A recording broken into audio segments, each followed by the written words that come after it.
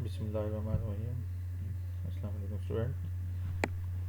हम लोग देख रहे थे ultraviolet visible spectroscopy. Last lecture में उसका इंट्रोडक्शन हमने देखा था और उसमें थोड़ी सी हमने बात की थी इसके रीजन की, यूवी विजिबल रीजन की। तो मैंने बताया था 3 रीजन है जो आप यहाँ पे आप देख सकते हैं स्लाइड्स में, बिल्कुल विजिबल जो है वो क्लियर कट उनकी डिस्क्रिप्शन है। अब जिस तरह ये जो अल्ट्रा वायलेट रीजन है इसकी वेवलेंथ की रेंज है वो 100 से 200, लेकिन ये फिर भी मैंने कहा था कुछ बुक में इसको 10 भी कहा गया है, 10 से 200 या 100 से 200। अब इसकी कैरेक्टरिस्टिक क्या है, इनसे पढ़ने से पहले आप जहन में रखिएगा आपने क्वांटम थ्योरी पढ़ी होगी, प्लांक्स क्वांटम थ्योरी। उस थ्योरी के मुताबिक रेडिएशन की जो एनर्जी है वो उस रेडिएशन की फ्रीक्वेंसी और उसके वेव नंबर के डायरेक्टली प्रोपोर्शनल है, लेकिन ये एनर्जी वेवलेंथ के इन्वर्सली प्रोपोर्शनल होती है। तो आप ध्यान में रखेंगे अगर किसी रेडिएशन की वेवलेंथ लोअर है तो इसका मतलब उस रेडिएशन की एनर्जी हायर है। अब ये जो अल्ट्रा वायलेट रीजन है इसकी वेवलेंथ ये लो है, इसका मतलब ये बहुत हाई एनर्जी की रेडिएशन है, जिसे यहाँ पे ये इस हिसाब से लिखा गया है। तो ये रिलेशन आप जेन में क्लियर करेंगे फिर आपको समझना आसान हो जाएगा। एनर्जी वेवलेंथ के इन्वर्सली प्रोपोर्शनल है according to Planck's quantum theory. अब ये अल्ट्रा वायलेट जो रीजन है इसकी और कैरेक्टरिस्टिक क्या है, अब्जॉर्ब बाय एयर, यानी इसमें एयर के जो मालिक्यूल है वो रेडिएशन को ऑब्जॉर्व करते हैं। Therefore measurement required vacuum system. तो हम तो नहीं चाहेंगे कि जिन रेडिएशन को हमारे एनालाइट के मालिक्यूल या पार्टिकल ऑब्जॉर्व करें वहाँ पर एयर के अंदर गैस के मालिक्यूल भी उस लाइट को ऑब्जॉर्व करें, नहीं। एक वक्त में हमारे सिर्फ एनालाइट के पार्टिकल को लाइट ऑब्जॉर्व करनी चाहिए, वहाँ पे मीडियम जो है उसकी जो गैसें हैं उनको लाइट ऑब्जॉर्व नहीं करनी चाहिए, क्योंकि अगर मीडियम की गैसें भी ऑब्जॉर्व करेंगी लाइट को तो ऑब्जॉर्प्शन बढ़ जाएगी। वो ऑब्जॉर्प्शन की रीडिंग तो ज़्यादा होगी लेकिन वो रीडिंग एक्यूरेट नहीं होगी। अच्छा, और इसकी कैरेक्टरिस्टिक क्या है कि इसमें मोस्टली सिग्मा से सिग्मा स्टार टाइप की ट्रांजिशन होती है। ये टाइप ऑफ ट्रांजिशन में हम देखेंगे इस तरह। अल्ट्रा वायलेट रीजन जो है अब ये स्टार्ट हो रहा है 200 से 400 नैनोमीटर की रेंज में, ठीक है। फिर इसकी आगे फिर 2 हिस्से बना दिए गए हैं, सब डिवीजन इसके। जो 200 से 300 तक है उसको कहते हैं नियर यूवी, और जो 300 से 400 तक है वो लॉन्ग यूवी बन जाता है।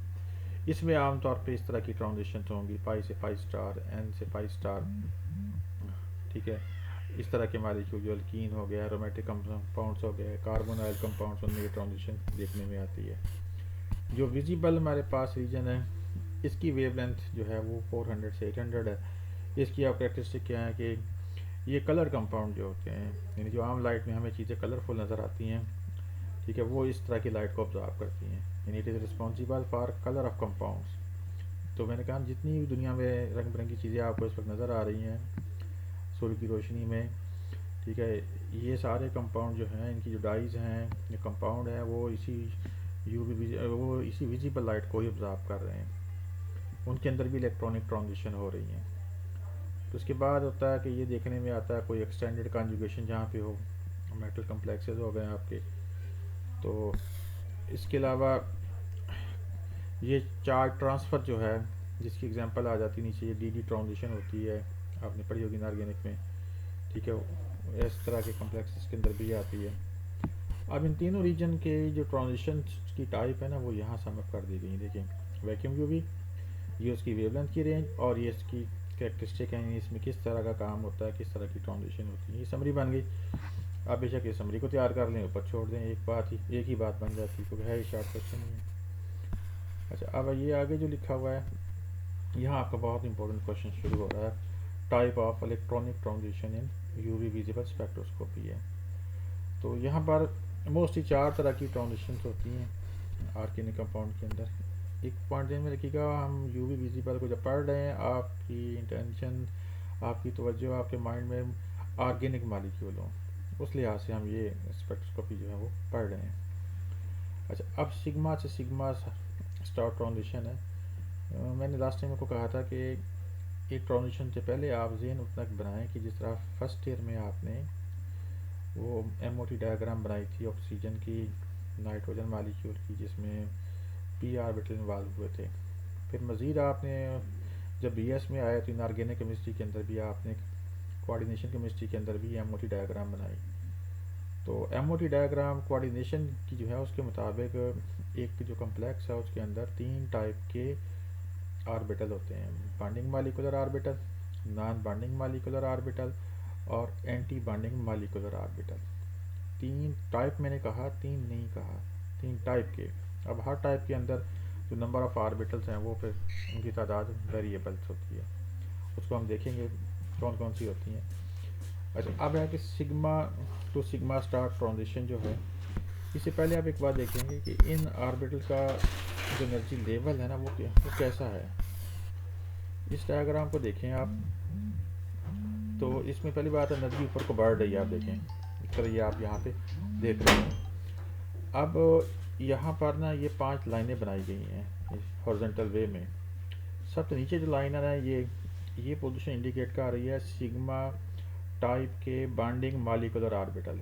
ये मॉलिक्यूलर ऑर्बिटल नहीं है, ये उसकी पॉसिबल पोजीशन है, ठीक है ना। जिस तरह मैं बात अगर कर रहा हूँ इसकी ऑक्सीजन मॉलिक्यूल की, तो उसके अंदर इस जगह पे मैं कह सकता हूँ कि इस तरह सिग्मा 2px यहाँ पे आ जाता है, ठीक, मैं एक मिसाल दे रहा हूँ। बाकी ये इसकी यहाँ डायग्राम में कोई नंबर्स या नाम नज़र नहीं आ रहा, जनरल एक बात कर दी गई है कि सिग्मा टाइप के बॉन्डिंग मॉलिक्यूलर ऑर्बिटल यहाँ है। ऊपर पे पाई टाइप के जो हैं वो मॉलिक्यूलर ऑर्बिटल इस जगह पर होंगे, 1 हों, 2 हों, 3 हों, जितने भी नंबर ऑफ मॉलिक्यूल पे डिपेंड करेगा, टाइप ऑफ मॉलिक्यूल के ऊपर। यहाँ पर जो है ना फिर वो नॉन बॉन्डिंग टाइप के जो ऑर्बिटल होंगे, ये उनकी पोजीशन है। फिर इनकी तादाद भी वेरिएबल होगी, मुख्तलिफ मॉलिक्यूल में भी किसी में ना भी हों। यहाँ पर जो है रेड लाइन, ये पोजीशन है एंटी बॉन्डिंग ऑर्बिटल की। ये जो पाई टाइप का बॉन्डिंग ऑर्बिटल था ना, इसका जो एंटी बॉन्डिंग है वो ये है, ठीक है ना। तो इस तरह ऊपर सबसे टॉप पे जो है वो सिग्मा टाइप के जो हमारे एंटी बॉन्डिंग मॉलिक्यूलर ऑर्बिटल्स होंगे वो उनकी पोजीशन है। तो बहरहाल ये हॉरिजॉन्टल लाइन बनाई गई हैं डिफरेंट कलर में, ठीक है ना। इस जगह पर पोजीशन बनती है रिलेटिवली मॉलिक्यूलर, ठीक है, ऑर्बिटल्स की। जो भी टाइप का है वो बॉन्डिंग है, नॉन बॉन्डिंग है, वो एंटी बॉन्डिंग है, ठीक है। बाकी इसको समझने के लिए आसान तरीका मैंने बता दिया। ज़हन में ऑक्सीजन मॉलिक्यूल की MOT डायग्राम आप रख लें, उसमें 2 तरह के ऑर्बिटल हैं, बॉन्डिंग और एंटी बॉन्डिंग। नॉन बॉन्डिंग उसमें नहीं है। तीनों टाइप के देखने हैं तो आप किसी भी कम्प्लेक्स जो है MOT उसकी डायग्राम देख लें ज़हन में। अच्छा, टाइप ऑफ ट्रांजिशन हम जो पढ़ेंगे उससे पहले देख लें कि सबसे कम एनर्जी सिग्मा टाइप के बॉन्डिंग मॉलिक्यूलर ऑर्बिटल की है। सबसे ज़्यादा एनर्जी जो है वो sigma star anti bonding molecular orbital की है। इसका जो उल्ट है सिग्मा का वो ये सिग्मा स्टार है, पाई का उल्ट पाई स्टार है, नॉन बॉन्डिंग वैसे हो गया। तो ये 5 इनकी एनर्जी लेवल है। इनको और मज़ीद आपने याद करना हो तो अपने हाथ को आप इस तरह देखें, उसको वर्टिकली खड़ा करें ऐसे जिस तरह, ठीक है ना, जिस तरह हम किसी से हैंड शेक कर रहे होते हैं। तो वो सबसे टॉप पे हमारा अंगूठा आ जाएगा, उसके बाद नीचे हमारी जो 4 फिंगर आ जाएगी, फिर मिडिल फिंगर है, फिर रिंग फिंगर है, फिर नीचे स्मॉल फिंगर है। तो आप ये समझें स्मॉल फिंगर आपकी जो है वो सिग्मा है, जो रिंग फिंगर है वो आपका पाई है, जो मिडिल फिंगर है वो आपका एन है, और जो हमारी ये जो 4 फिंगर है ये पाई स्टार है, और थंब जो है वो हमारा sigma star bonding anti bonding molecular orbital को रिप्रेजेंट करता है। अच्छा, अब ट्रांजिशन जो होनी है ना, इलेक्ट्रॉन की मर्ज़ी नहीं है कि वो एक ऑर्बिटल से दूसरे में जंप मारे। उसमें 2 चीज़ें ज़हन में रखिएगा जो यहाँ फिर नज़र नहीं आ रही, मेरी बात वो सुनेंगे। उसके लिए हम कहते हैं, एक तो ये देखा जाएगा कि एक ऑर्बिटल का दूसरे ऑर्बिटल से गैप कितना है। दूसरा उसकी सिमेट्री क्या होती है, सिमेट्री का उसकी शेप कैसी है, रिलेटिव उसकी मतलब पोजीशन क्या है, गैप कितना है, और उसकी सिमेट्री कैसी है, उसकी शक्ल सूरत कैसी है, ठीक है। इसलिए ये ट्रांजिशन थोड़ी सी स्पेसिफाइड है। ऐसा नहीं है कि रैंडमली जहाँ से मर्जी इलेक्ट्रॉन को छलांग लगा के जो मर्जी चले जाए, ऐसा नहीं है। अब वो 4 टाइप की ट्रांजिशन जो बनती है ना, वो पहले इसी डायग्राम में देखें। एक तो ये हमारे पास, अच्छा ये नहीं आपने पढ़नी, ये जो यहाँ नज़र आ रही है डायग्राम, मैंने किसी जगह से डायग्राम उठाई, ये नहीं आप करेंगे इसको। एक ट्रांजिशन आपको नज़र आ रही है ये वाली, पाई से, ये वाली पाई से पाई स्टार की, ठीक है। इस तरह एक ट्रांजिशन होती है सिग्मा से सिग्मा स्टार तक, फिर एक होगी ये जो N है नॉन बाइंडिंग इलेक्ट्रॉन, इनकी दो टाइप की ट्रांजिशन बननी है, एक N से पाई स्टार और एक फिर N से जो है वो सिग्मा स्टार, जो ये नज़र आ रहा है आपको। असल में ये जो ग्रीन लाइन है ना, ये यहाँ तक पहुँच गई है, लेकिन ये शुरू यहाँ से होनी है, इस जगह से, इस जगह से। डायग्राम मैं मज़ीद आपको शेयर कर दूँ एक और। अब इसकी थोड़ी सी कैरेक्टरिस्टिक आप सुने, टाइप ऑफ ट्रांजिशन जो हम बात कर रहे थे, कौन कौन सी किस में पाई जाती हैं ये। फर्स्ट है sigma to sigma star transition, ठीक है। इसमें क्या होगा, इलेक्ट्रॉन जो होगा वो सिग्मा बॉन्डिंग मॉलिक्यूलर ऑर्बिटल से जाएगा, कहाँ जाएगा, sigma star anti bonding molecular orbital में। अगर देखा जाए डायग्राम के मुताबिक इन दोनों टाइप के ऑर्बिटल में बहुत बड़ा एनर्जी का फ़र्क है, बड़ा गैप है बीच में। इस टाइप की ट्रांजिशन को परफॉर्म करने में बहुत हाई एनर्जी की रेडिएशन यूज़ होगी, बहुत हाई टाइप की एनर्जी की जो वेवलेंथ होगी वो शार्ट होगी, लेस होगी, और वो आप यहाँ पे देख सकते हैं लिखा हुआ है वेरी हाई एनर्जी, ठीक है, डैट इज़ लोअर वेवलेंथ, कितनी, लेस देन 150 नैनोमीटर। और ये देख लें किसी रेंज में जा रहा है, ये वैक्यूम यूवी रीजन में जा रहा है, ठीक है। और ऐसी ट्रांजिशन किस में होगी, सैचुरेटेड कंपाउंड में। मोस्टली अल्केन, हमारे सारे अल्केन में आपको पता है सारे बाड सिग्मा बाड है। अगर सिग्मा बाड है तो वहाँ पे दो तरह के ही ऑर्बिटल हैं सिर्फ अल्केन में, सिग्मा और सिग्मा स्टार है, ठीक है। और इसमें क्या आता है, rarely observe in routine UV visible because the wavelength is too short है, क्योंकि इस शार्ट वेवलेंथ की रेडिएशन को जब आप मॉलिक्यूल पे अप्लाई करेंगे, हमने पढ़ा कि उस वक्त एयर के अंदर जो गैसें हैं वो भी इस लाइट को ऑब्जर्व करना शुरू हो जाती हैं। फिर इतनी लोअर वेवलेंथ की रेडिएशन पे इंस्ट्रूमेंट को रन करना, उसके लिए कोई ट्रेन टेक्नीशियन जो है वो ज़रूरत पड़ जाती है। फिर ये इंस्ट्रूमेंट एक्सपेंसिव भी होते हैं। तो मकसद की बात यह कि मैंने थ्योरेटिकली आपको बताया कि मॉलिक्यूल में sigma to sigma star transition में होता क्या है, किस टाइप की वेवलेंथ की लाइट इसमें यूज़ होती है, किन टाइप के कंपाउंड में ट्रांजिशन होती है। आखिरी बात बताइए कि ये ट्रांजिशन जो होती है आम रूटीन में हम इसको स्टडी नहीं करते, क्योंकि उस ना करने की वजह मैंने आपको बताई है। एक तो यह है कि वो ट्रेन टेक्नीशियन चाहिए, एक्सपर्ट चाहिए, दूसरा इंस्ट्रूमेंट बहुत महंगे होते हैं, ठीक है ना। इसलिए इस ट्रांजिशन को हम मोस्टली स्टडी नहीं करते, इसको फोकस नहीं करते, ये थ्योरेटिकली ही आमतौर पे पढ़ी जाती है। दूसरी टाइप की ट्रांजिशन है हमारे पास पाई से पाई स्टार। अगर डायग्राम जो एनर्जी डायग्राम थी उसमें देखें, एक पाई से लेके पाई स्टार जो एनर्जी का फासला है वो रिलेटिवली कम है एज़ कम्पेयर टू सिग्मा से सिग्मा स्टार। यानी ये दोनों टाइप के ऑर्बिटल पाई से पाई स्टार वाले रिलेटिवली करीब होते हैं as compare to sigma star. जब ये करीब हैं दोनों, इनमें इसका मतलब इलेक्ट्रॉन को जम लगाने में एनर्जी थोड़ी सी कम यूज़ होगी, कम एनर्जी वाली रेडिएशन की वेवलेंथ थोड़ी सी बड़ी होगी। और बड़ी वाली आप देख सकते हैं, देखो ये 200 से 400, जबकि पिछली कहाँ पे थी, लेस देन 150। कौन सी वाली लेस, पिछली सिग्मा टू सिग्मा स्टार वाली। तो इसका मतलब है पाई से पाई स्टार ट्रांजिशन परफॉर्म करने में थोड़ी सी लेस एनर्जी की रेडिएशन, डेट इज थोड़ी सी हायर वेवलेंथ की रेडिएशन इस्तेमाल होती है।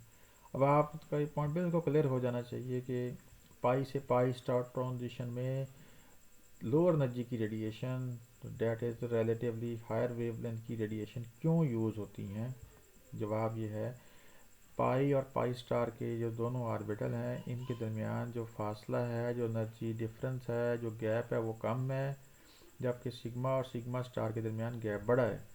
तो जितने वो गैप छोटे होंगे और डोनर और एक्सेप्टर एटम ऑर्बिटल करीब होंगे, उतनी इलेक्ट्रॉन को जम लगाने में एनर्जी कम यूज़ होगी। कम एनर्जी का मतलब हायर वेवलेंथ की रेडिएशन यूज़ होंगी। अब ये ट्रांजिशन किन टाइप के मॉलिक्यूल में होगी, जहाँ पाई बाड होगा। पाई बाड किस में होता है, अल्कीन में, कार्बन कार्बन डबल बाड अल्काइन में।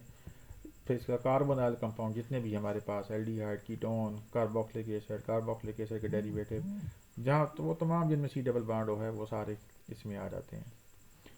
अच्छा, अब इसकी कैरेक्टरिस्टिक क्या है, responsible for characteristic UV absorption of conjugated system. Conjugated आपको पता है जिन मॉलिक्यूल में अल्टरनेट जो है वो सिंगल एंड मल्टीपल बाड हो। मल्टीपल भी आपको पता होगा, डबल एंड ट्रिपल बाड को हम कलेक्टिवली नाम देते हैं मल्टीपल बाड, ठीक हो गया बच्चों। अच्छा, अब थर्ड टाइप की जो ट्रांजिशन है उसे हम कहते हैं एन से सिग्मा स्टार ट्रांजिशन। ठीक है, एन का मतलब यहाँ पे नॉन बाइंडिंग है। अब इसमें क्या होगा, ये उन मालिक्यूल में होगी जिनमें लोन पेयर के इलेक्ट्रॉन होते हैं। अब लोन पेयर के इलेक्ट्रॉन किन एटम पर होते हैं? नाइट्रोजन पर होता है लोन पेयर, ऑक्सीजन पर होता है, सल्फर पर होता है, हेलोजन पे होता है।